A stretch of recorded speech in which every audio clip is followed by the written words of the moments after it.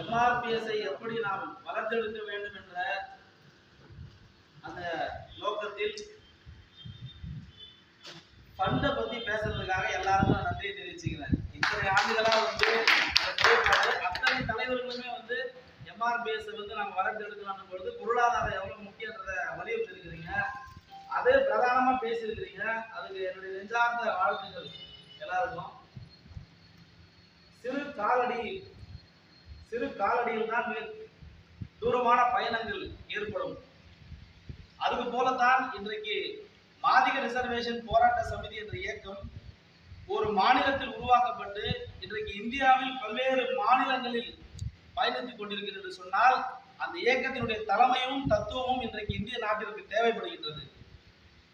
எதற்காக மாதிக ரிசர்வேஷன் போராட்ட சமிதி பஞ்சாப் மாநிலத்தில் வளர்த்தெடுக்கப்பட்டது என்று சொன்னால், எதற்காக மாதிக ரிசர்வேஷன் போராட்ட சமிதி கர்நாடகா மாநிலத்தில் வளர்த்தெடுக்கப்பட்டது என்று சொன்னால், அருந்ததியர்களாக நாம், மாதிக இன மக்களாகிய நாம், சமர்கள் ஆகிய நாம் இனத்தால் ஒன்றுபட்டு மொழியால் வேறுபடுகின்ற ஒரு தேசிய பேரினம்.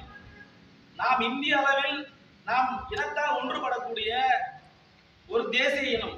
அதன் அடிப்படையில் இன்றைக்கு மந்தாகிருஷ்ண மாதிகா அவர்கள் தேசிய தலைவர் இன்றைக்கு ஆந்திர பிரதேச மாநிலத்தில் 59 உட்பிரிவுகளை உள்ளடக்கிய சாதிகள் இருந்தாலும் மாதிகா, ஜக்கலு, டொக்கலு, பல்வேறு சாதிகள், பைடா, மாஸ்டி, பல்வேறு சாதிகள் இருக்கின்றன. ஆனால் அந்த மாநிலத்தில் இந்த சப்காஸ்ட் என்று சொல்லக்கூடிய ஒரு சாதியிலே உட்பிரிவுகளாக இருக்கக்கூடிய அந்த சாதிகளை வலியுறுத்தி யாரும் தன்னுடைய சாதிகளை வலியுறுத்தி பெரும் நோக்கமாக பேசப்படுவதில்லை. தமிழகத்தில் ஒரு விழிப்புணர்வு இல்லாத ஒரு சூழல். கடந்த 75 ஆண்டுகளா நான் சொல்லுவேன், தமிழகத்தில் ஒரு விழிப்புணர்வு கிடையாது. மாதிகா இனம் ஒரு பேரினம். அது மாதிகானாலும் இந்த சமுதாயம் தான், அருந்ததியர்னாலும் இந்த சமுதாயம் தான், சக்கிலியர்னாலும் இந்த சமுதாயம் தான். மந்தாகிருஷ்ண மாதிகா 1994ல ஒரு வார்த்தையை முன்வைச்சாரு. செருப்பு தைத்த கைகளிலே இந்த நாட்டினுடைய சரித்திரம் மீண்டும் மாற்றி எழுதப்படும் என்று சொன்னார். இன்னைக்கு மந்தாகிருஷ்ண மாதிகா செருப்பு தைத்த கைகளிலே உச்ச நீதிமன்றத்தின் வாயிலாக அருந்ததியர் உள்நுழைவு ஒதுக்கீட்டை வெற்றி பெற செய்தவர். இன்னைக்கு ஏன் உட்பிரிவுகள் தமிழ்நாட்டில் அதிகமாக பேசப்படுகிறது சொன்னால், இதை பற்றியான விழிப்புணர்வு இல்லை. ஆதி ஆந்திரா என்ற ஒரு சமூகம், குறிப்பாக 1920க்கு முன்னாடி ஆதி ஆந்திரா சமூகம் கிடையாது. எட்கர் தர்ஷன் என்ற ஒரு மேலை நாட்டினுடைய ஒரு ஆங்கில ஒரு ஆட்சியினுடைய பணிபுரிந்த ஒரு ஆளுநர் எட்கர் தர்ஷன் என்று சொல்லி இருக்கின்றார். ஏன் பிரிட்டிஷ்கார வரத்துக்கு முன்னாடி ஆதி ஆந்திரா சமூகம் கிடையாது, மாதிகா தான். ஆதி ஆந்திரான்றது ஒரு சமூகம் கிடையாது. 1920ல அங்க MC ராஜா என்று சொல்லக்கூடிய மயிலை சின்னசாமி பிள்ளை என்றவர் சுப்பராயல ரெட்டியார் காலத்துல முதலமைச்சரா இருக்கும்போது ஒரு தீர்மானம் கொண்டு வராரு. யாரெல்லாம் தெலுங்கு பேசக்கூடிய மாவட்டங்கள் இருக்கிற தலித் மக்கள், அது மாலாவா இருக்கலாம், மாளிகாவா இருக்கலாம், தேவேந்திர குலரா வேளாளா இருக்கலாம், எந்த சாதிகளா இருக்கலாம், அதாவது தெலுங்கு மொழியை பேசக்கூடிய மாவட்டங்கள் இருக்கிற தலித் மக்கள் ஆதி ஆந்திரன்னு சொன்னாங்க. இப்ப ஆதி ஆந்திரான்னு சொல்லும் போது சென்னையில மாதிகா மக்கள் மட்டும்தான் இருக்கிறாங்க கிடையாது, மாலா சமூகம் இருக்கிறாங்க. அதுல உட்பிரிவுகள் இருக்குங்க. அதே மாதிரி தமிழ் பேசக்கூடிய மாவட்டங்கள்ல இருக்கிற தலித் மக்களை ஆதி திராவிடர்னு சொல்லலாம். இதுக்கு கூட தென் மாவட்டங்கள்ல பல மாவட்டங்கள்ல அருந்ததியரா இருக்கிறவங்களுக்கு ஆதி திராவிடர் சான்றிதழ் இருக்குது. ஆகவே ஆதி திராவிடர்ன்றது ஒரு சிறப்பு பெயர், பட்டியலினத்துல ஒரு சிறப்பு பெயர். அதே போல ஆதி ஆந்திரர் என்பதும் பட்டியலினத்துல ஒரு சிறப்பு பெயர். நாம் மாதிகா என்ற பெயரிலே, ஒரு தேசிய இனத்தின் பெயரிலே நாம் செயல்பட வேண்டும் என்ற நோக்கத்துக்கு தான் இன்றைக்கு மந்தாகிருஷ்ண மாதிகா அவர்கள் இந்தியா முழுவதும் வெற்றி பெற்றுக் கொண்டிருக்கிறார். நாம் தமிழகத்திலையும் அந்த நிலைப்பாடு நாம் கொண்டு வர வேண்டும். அது மேற்கு மாவட்டங்களில் நாம் ஆதி தமிழர்கள் என்று சொல்லக்கூடிய இயக்கங்களாக இருந்தாலும் சரி, தென் மாவட்டங்களில் இருக்கின்ற இயக்கங்களாலும் சரி, வட மாவட்டங்களில் இருக்கின்ற இயக்கங்களாக இருந்தாலும் சரி, நாம் அனைவரும் ஒரு அணியில் திரள வேண்டும். இனத்தின் அடிப்படையில் நாம் திரள வேண்டும். அவர்கள் தான் அவங்க உட்பிரிவை வலியுறுத்தி அரசியல் பண்றாங்கன்னா அவங்க விவரம் தெரியல. விவரம் தெரியாம ஆதி தமிழர் சொல்றான். 2ஆம் நூற்றாண்டுல அருந்ததியர் தமிழ்நாட்டில் வசதிக்கான கல்வெட்டுகள், நாணயங்கள், பட்டயங்கள்லாம் இருக்குங்க. 2ஆம் நூற்றாண்டுல நம்ம இருக்கும்போது நான் இங்க பிறந்தேன், இங்க வளர்ந்தேன், எங்க அப்பா இங்கே பிறந்தாரு, நான் தமிழ் இல்லைன்னா வேற யார்? நான் தெலுங்கும் பேசுவேன், தாய்மொழி தெலுங்கு, தமிழ்நாட்டில் பிறந்தேன், நான் தமிழை பேசுறேன். புரட்சியாளர் அம்பேத்கர் 1950ல சொல்லியிருக்கிறாரு, இந்தியா சுதந்திரம் அடைந்த பிறகு, விடுதலை அடைந்த பிறகு அரசமைப்பு சட்டத்துல இந்தியர்களாகிய நாம் அனைவரும் சமநல சமுதாயத்தை உருவாக்கணும், மத சார்பின்மையை கடைபிடிக்கணும், அதே போல இந்திய இறையாண்மையை கடைபிடிக்கக்கூடிய ஒரு சமூக மக்களா நாம் இருக்கணும் சொன்னாரே தவிர அதாவது நாங்க தெலுங்கு பேசுற மக்கள், நாங்க இந்த சாதியை கடைபிடிக்கிற மக்கள், நாங்க இந்த மதத்தை கடைபிடிக்கிற மக்கள் என்று எந்த இடத்துல சொல்லக்கூடாது. புரட்சியாளர் அம்பேத்கர் அரசியலமைப்பு சட்டத்துல 1950 அதான் வலியுறுத்தி இருக்கிறார். ஆகவே நம்ம பிரச்சனை வந்து இன்னைக்கு உட்பிரிவுகளை வலியுறுத்துற பிரச்சனையோ கிடையாது. இது வந்து ஒரு தேசிய அளவுல பிரச்சனை. இன்னைக்கு மந்தா கிருஷ்ண மாதிகா ஆந்திர பிரதேச மாநிலத்துல ஈதுமூடி என்ற கிராமத்துல ஒரு 20 இளைஞர்களை வச்சு மாதிக ரிசர்வேஷன் போராட்ட சமிதியை உருவாக்கினாரு. இன்னைக்கு அவருடைய போராட்டம் இதுக்கு உச்ச நீதிமன்றத்தில் அவருடைய போராட்டம் உச்ச நீதிமன்றத்தில் வெற்றி பெற்றிருக்குங்க. மந்தா கிருஷ்ண மாதிகா தலைவர் வந்து ஒரு எம்பியா இருந்தது கிடையாது, ஒரு சட்டமன்ற உறுப்பினராக இருந்தது கிடையாது. ஆனா இந்திய வரலாற்றுல ஒரு தலித் இயக்கம் நடத்தின மாநாட்டுக்கு முதல் முறையா ஒரு பிரதமர் வந்தாருன்னா அது நாம நடத்தின மாநாடு தான். அந்த மாநாட்டுக்கு பிரதமர் வந்தாரு. ஏன்னா இந்த மக்கள் வந்து நூற்றாண்டு காலமாக வந்து பின்தங்கி இருக்கிறாங்க. பல்வேறு மாவட்டங்கள், பல்வேறு மாநிலங்கள்ல, தமிழ்நாடு மட்டும் இல்ல, பஞ்சாப்ல இருக்கிறாங்க வால்மீகி பின்தங்கி இருக்கிறாங்க, உத்தரப்பிரதேசத்துல இருக்கிற அங்க இருக்கிற சமர் மக்கள் பின்தங்கி இருக்கிறாங்க, இங்க இருக்கிற மகாராஷ்டிராவில் இருக்கிற மாங் சமுதாயம் பின்தங்கி இருக்கிறாங்க, ஆந்திராவில் மாதிக சமூகம் பின்தங்கி இருக்கிறாங்க, இன்றைக்கு கேரளா மாநிலத்தில் இருக்கிற சக்கிலியர் மக்கள் பின்தங்கி இருக்கிறாங்க. இன்னைக்கு இந்த இடஒதுக்கீடு அவசியம், உள்ளிட ஒதுக்கீடு அவசியம் என்றதை புரட்சியாளர் அம்பேத்கர் வலியுறுத்தி இருக்கிறாரு, தந்தை பெரியார் வலியுறுத்தி இருக்கிறாரு. இந்த மாதிக ரிசர்வேஷன் போராட்ட சமிதி சாதியை மையப்படுத்தி வேலை செய்யக்கூடிய தலைவர்களை வந்து தன்னுடைய இயக்கத்துடைய தலைவர்களா எடுத்துக்கல. புரட்சியாளர் அம்பேத்கரையும் தந்தை பெரியாரையும் காரல் மார்க்சையும் கொண்ட ஒரு தலைவர், தத்துவ தலைவராக கொண்ட இயக்கம் தான் மாதிக ரிசர்வேஷன் போராட்ட சமிதி. அதுவே இன்னைக்கு இந்த உள்ளிட ஒதுக்கீடு எவ்வளவு அவசியம் என்பதை மேதகு மந்தா கிருஷ்ண மாதிகா அவர்கள் ஒவ்வொரு மாநிலத்தையும் வலியுறுத்துறாரு.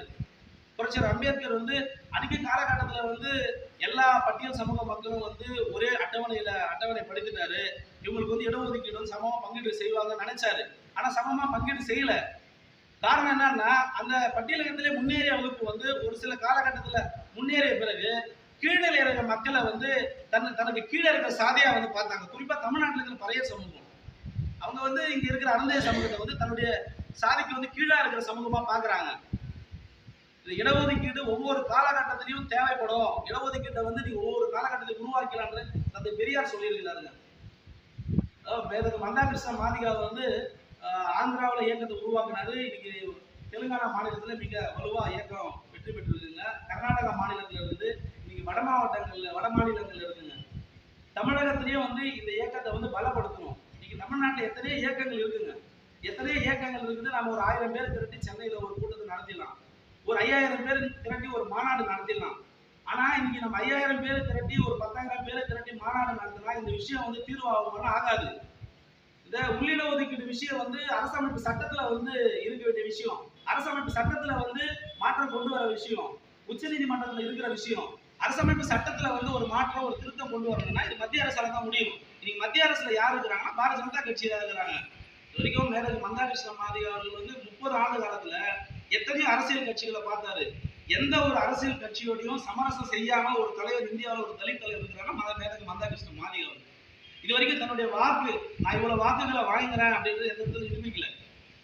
ஆந்திராலையும் சரி, தெலுங்கானாலையும் சரி, கர்நாடகாலையும் சரி, மாதிக ரிசர்வேஷன் போராட்ட சமிதி தேர்தல்களில் போட்டியிட்டு தன்னுடைய வாக்கு சதவீதத்தை வந்து காட்டல.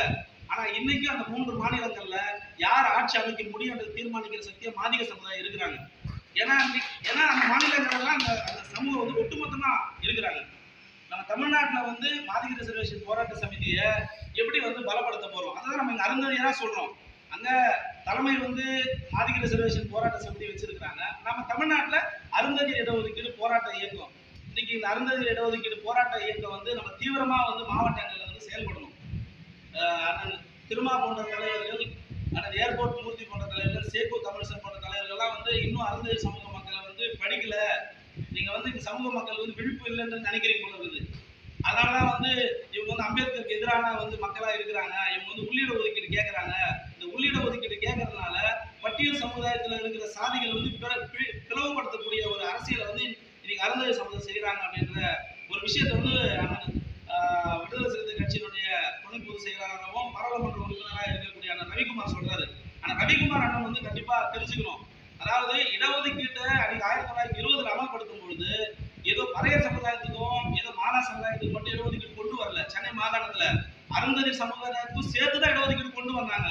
இது எங்களையும் சேர்த்து மக்கள் தொகை அடிப்படையில 1931 அடிப்படையில எங்களையும் இடஒதுக்கீட்டு அடிப்படையில மக்களா சேர்த்ததுனாலதான் நாங்க இன்னைக்கு பிரிச்சு கேட்கிறோம்.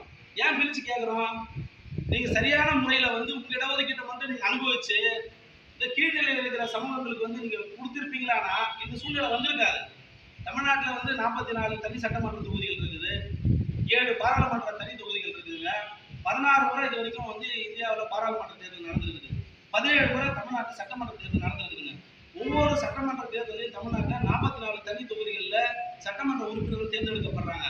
ஆனா அருந்ததி சமுதாயத்தினுடைய பிரதிநிதிகள் எத்தனை பேர் சட்டமன்றத்துக்கு போறாங்கன்னா, இது திமுக அதிமுக 2-3 பேர் வருவாங்க. அதுவும் பாராளுமன்ற தேர்தலில் ஒரு எம்பி கூட வந்து சீட்டு கிடைக்காது. இது வந்து இந்த முறையை வந்து திரும்ப கிராமங்கள்ல அருந்ததி மக்களுக்காக பேசியிருக்காங்கன்னா இன்னைக்கு இந்த சூழல் வந்திருக்காது.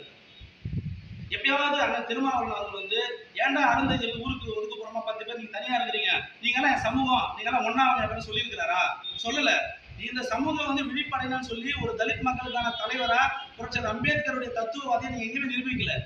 நீங்க உங்க உங்க உட்பிரிவுடைய ஒரு தலைவரா வந்து இருந்தீங்க. நாங்க உண்மையாவே இன்னைக்கு அருந்ததி சமுதாயம் அம்பேத்கருடைய சிந்தனையாளர்களா, அம்பேத்கருடைய தத்துவவாதிகளா நாங்க வாழ்ந்துட்டு இருக்கிறோம்.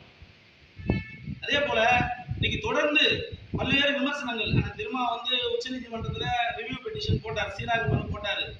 சமீபத்துல வந்து கூட கியூரிட்டி பெட்டிஷன் போட்டாங்க. ஏன் வந்து சீராய்வு மனு தள்ளுபடி செய்யப்பட்டதுன்னா, உச்சநீதிமன்றத்துல அந்த 7 நீதிபதிகள் போட்ட அமர்வுல வாசிச்ச தீர்ப்புல அரசமைப்பு சட்டத்துல ஆர்டிகல் 341ல எந்த இடத்துலயுமே வந்து இந்த இடஒதுக்கீட்டை பிரிச்சு கொடுக்கறதான விஷயத்த வரம்பு சொல்லவே இல்லை.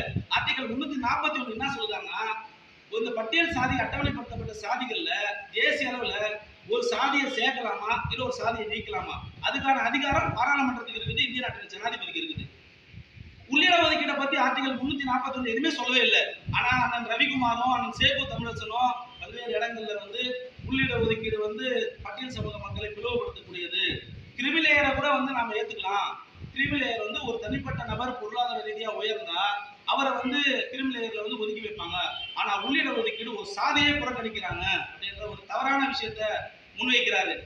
தமிழ்நாட்டில் வந்து பல்வேறு இயக்கங்கள் இன்றைக்கு பல்வேறு மேற்கு மாவட்டங்கள்ல இருக்கிற இயக்கங்களாகவும் சரி, தென் மாவட்டங்களில் இருக்கிற இயக்கங்களாகவும் சரி, தொடர்ந்து இந்த இடஒதுக்கீட்டுக்காக கடந்த 30 ஆண்டுகளாக தீவிர போராட்டங்களை முன்னெடுத்தாங்க. அண்ணன் விபி வேணுகோபால் அண்ணன் போன்றவங்க எல்லாம் 1970 காலகட்டங்களில் வந்து பல்வேறு இயக்கங்கள்ல பல்வேறு தலைவர்களை உருவாக்குனவர். 1958 தமிழ்நாடு அருந்ததி சங்கம், தமிழ்நாடு அருந்ததி சங்கத்துக்கு அப்புறம் தலித் ஒடுக்கப்பட்டோர் விடுதலை முன்னணி, பல்வேறு வைஜிஎஸ், டாஸ்கோ, பல்வேறு இயக்கங்கள்லாம் தமிழ்நாட்டில் வந்தது. ஆனா நாம வந்து ஏன் இன்னும் கூட இந்த 3% இடஒதுக்கீட்டே பெருமையா பேசுறோம்னா, நாம ஏதாவது ஒரு அரசியல் கட்சியோட அந்த அரசியல் கட்சிக்கு ஆதரவான நிலைப்பாட்டிலேயே நம்ம தொடர்ந்து இருந்துக்கிறோம். இந்த 3% இடஒதுக்கீடு என்பது நம்மளுடைய உரிமை. இடஒதுக்கீடு வந்து அவங்க ஏதோ நமக்கு கொடுத்த வந்து யாசகம் கிடையாது. இந்த இடஒதுக்கீட்டை நம்ம போராடி பெற்றது. ஏதோ வந்து மற்ற திமுக வந்து நமக்கு கேட்காம இந்த இடஒதுக்கீடு கொடுக்கல. நான் உள்ளபடியே வந்து திராவிட முன்னேற்ற கழகத்தினுடைய முன்னாள் முதலமைச்சர் ஐயா கலைஞரை வந்து நான் வெகுவா வந்து அவரை வந்து நன்றி கடன் பட்டிருக்கிறேன். ஆனா கலைஞர் ஐயா வந்து 1969 தமிழ்நாட்டு முதலமைச்சராக வந்தாரு. 80ல வந்து பிற்படுத்தப்பட்ட மக்களுக்கான இடஒதுக்கீட்டை வந்து ரீஃபார்ம் பண்ணாங்க. 89ல ரெண்டாவது வந்து பிற்படுத்தப்பட்ட இடஒதுக்கீட்டை மிகவும் பிற்படுத்தப்பட்ட இடஒதுக்கீட்டை பிரிச்சு கொடுத்தாங்க. ஆனா அருந்ததியர் கொடுக்கல 89 காலகட்டங்கள்ல. ஆனா 89ல யார் முதலமைச்சரா இருக்கிறாங்க, என் கலைஞர் தான் இருக்கிறாரு. ஆனா 2009ல தான் அருந்ததியருக்கு தனியாக இடஒதுக்கீடு கொண்டு வர சூழல் வந்தது. ஏன்னா அவ்வளவு போராட்டங்கள் தமிழ்நாட்டில் வந்து வெளிப்பட்டது. அதனால நாம தமிழகத்துல வந்து இந்த இடஒதுக்கீட்டை 6% வந்து உயர்வுபடுத்தணும். தமிழ்நாட்டில் அருந்ததியருக்கு வழங்கப்பட வேண்டிய சட்டமன்ற